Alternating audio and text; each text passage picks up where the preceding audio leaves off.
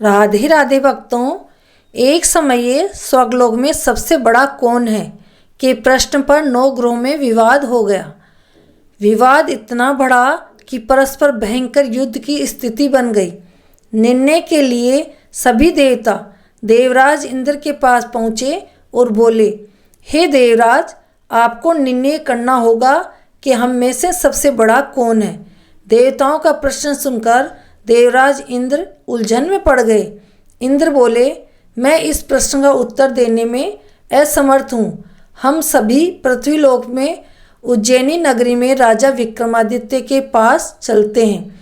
देवराज इंद्र सहित सभी ग्रह उज्जैनी नगरी पहुँचे।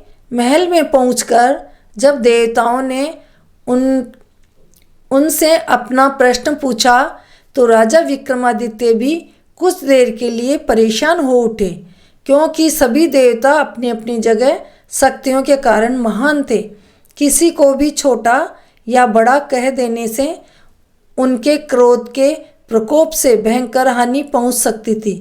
अचानक राजा विक्रमादित्य को एक उपाय सूझा और उन्होंने विभिन्न धातुओं स्वर्ण, रजत, कांसा, ताम्र, सीसा, रांगा, जस्ता, अभ्रक व लोहे के 9 आसन बनवाए। धातुओं के गुणों के अनुसार सभी आसनों को एक दूसरे के पीछे रखवाकर उन्होंने देवताओं को अपने अपने सिंहासन पर बैठने को कहा। देवताओं के बैठने के बाद राजा विक्रमादित्य ने कहा, आपका निर्णय तो स्वयं हो गया। जो सबसे पहले सिंहासन पर विराजमान है वही सबसे बड़ा है।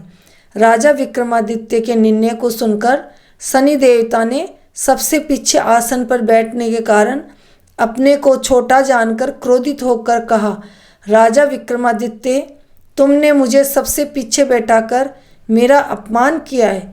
तुम मेरी शक्तियों से परिचित नहीं हो। मैं तुम्हारा सर्वनाश कर दूंगा।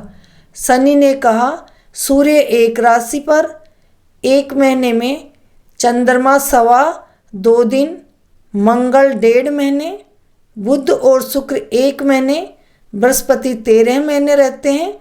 लेकिन मैं किसी राशि पर 7.5 वर्ष 7.5 तक रहता हूँ। बड़े बड़े देवताओं को मैंने अपने प्रकोप से पीड़ित किया है। राम को 7.5 के कारण ही वन में जाकर रहना पड़ा और रावण को 7.5 के कारण ही युद्ध में मृत्यु का शिकार बनना पड़ा। राजा, अब तू भी मेरे प्रकोप से नहीं बच सकेगा। इसके बाद अन्य ग्रहों के देवता तो प्रसन्नता के साथ चले गए, परंतु शनिदेव बड़े क्रोध के साथ वहाँ से विदा हुए। राजा विक्रमादित्य पहले की तरह ही न्याय करते रहे। उनके राज्य में सभी स्त्री पुरुष बहुत आनंद से जीवन यापन कर रहे थे। कुछ दिन ऐसे ही बीत गए। उधर शनि देवता अपने अपमान को भूले नहीं थे। विक्रमादित्य से बदला लेने के लिए एक दिन शनिदेव ने घोड़े के व्यापारी के रूप में धारण किया और बहुत से घोड़ों के साथ उज्जैनी नगरी पहुँचे।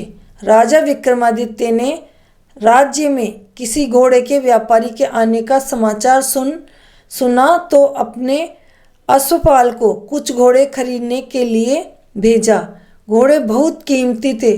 अश्वपाल ने जब वापस लौटकर इस संबंध में बताया तो राजा विक्रमादित्य ने स्वयं आकर एक सुंदर व शक्तिशाली घोड़े को पसंद किया। घोड़े की चाल देखने के लिए राजा उस घोड़े पर सवार हुए तो वह घोड़ा बिजली की गति से दौड़ पड़ा। तेजी से दौड़ता घोड़ा राजा को दूर एक जंगल में ले गया और फिर राजा को वहाँ गिराकर जंगल में कहीं गायब हो गया। राजा अपने नगर को लौटने के लिए जंगल में भटकने लगा, लेकिन उन्हें लौटने का कोई रास्ता नहीं मिला। राजा को भूख प्यास लग गई। बहुत घूमने पर उसे एक चरवाहा मिला। राजा ने उससे पानी मांगा। पानी पीकर राजा ने उस चरवाहे को अपनी अंगूठी दे दी। फिर उससे रास्ता पूछकर वह जंगल से निकलकर पास के नगर में पहुंचा। राजा ने एक सेठ की दुकान पर बैठकर कुछ देर आराम किया।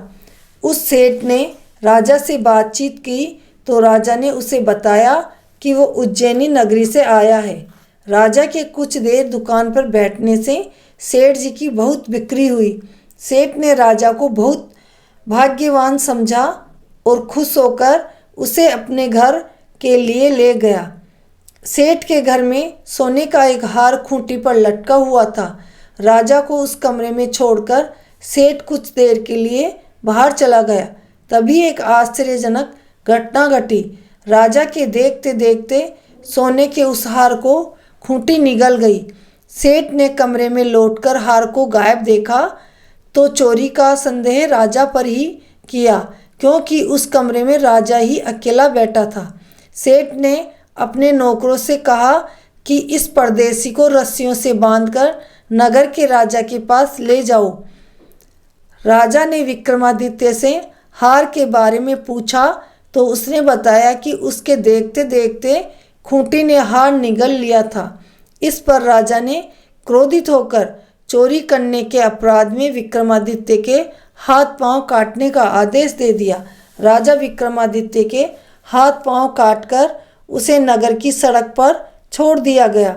कुछ दिन बाद एक तेली उसे उठाकर अपने घर ले गया और उसे अपने कोलू पर बैठा दिया। राजा आवाज़ देकर बैलों को हाँकता रहता। इस तरह तेली का बैल चलता रहा और राजा को भोजन मिलता रहा। शनि के प्रकोप की 7.5 पूरी होने पर वर्षा ऋतु प्रारंभ हुई। राजा विक्रमादित्य एक रात मेघ मल्हार गा रहा था कि तभी नगर के राजा की लड़की राजकुमारी मोहिनी रथ पर सवार होकर उस तेली के घर के पास से गुजर रही थी। उसने मेघ मल्हार सुना तो उसे बहुत अच्छा लगा और दासी को भेजकर गाने वाले को बुला लाने को कहा। दासी ने लौटकर राजकुमारी को अपंग राजा के बारे में सब कुछ बता दिया।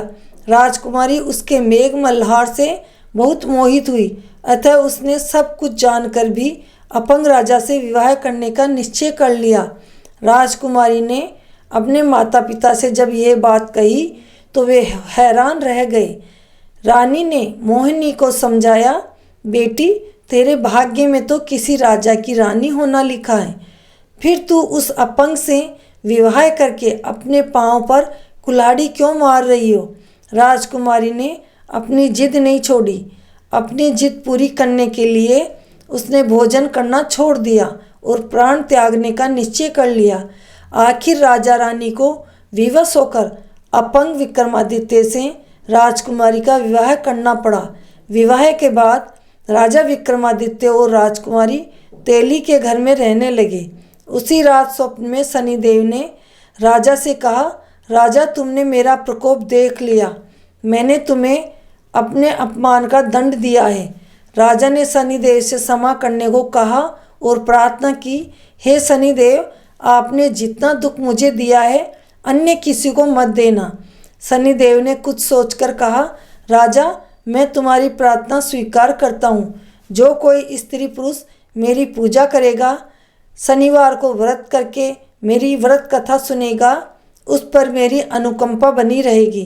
प्रातःकाल राजा विक्रमादित्य की नींद खुली तो अपने हाथ पांव देखकर राजा को बहुत खुशी हुई। उसने मन ही मन शनिदेव को प्रणाम किया। राजकुमारी भी राजा के हाथ पांव सही सलामत देखकर आश्चर्य में डूब गई। तब राजा विक्रमादित्य ने अपना परिचय देते हुए शनिदेव के प्रकोप की सारी कहानी सुनाई। सेठ को जब इस बात का पता चला तो दौड़ता हुआ तेली के घर पहुंचा और राजा के चरणों में गिरकर क्षमा मांगने लगा। राजा ने उसे क्षमा कर दिया क्योंकि ये सब तो शनि के प्रकोप के कारण हो रहा था।